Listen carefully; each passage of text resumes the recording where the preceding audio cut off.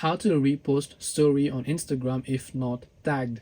Hey everyone, welcome back to our channel. In today's video, I will guide you on how you can repost story on Instagram if you are not tagged. So make sure to stick with me till the very end.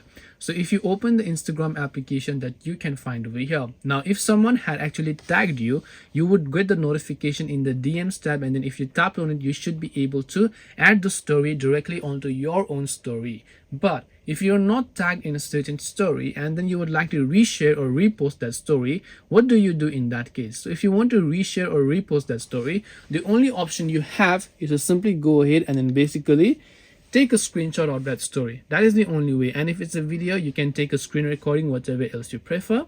Now you can just go to the Your Story tab. You can add that particular photo. If you'd like to crop it, you can go ahead and do that. I'm just going to leave it as it. Then once done, you can tag that person instead by tapping the AA option, or you can just go to the mention tab here. Once you go to the mention tab, you can tag that person if you want to repost that particular story of that person. This way you can repost story on Instagram if you are not tagged. Hope this video is very helpful. If you have got any questions, feel free to leave them down below. Thank you for watching and see you in the next video.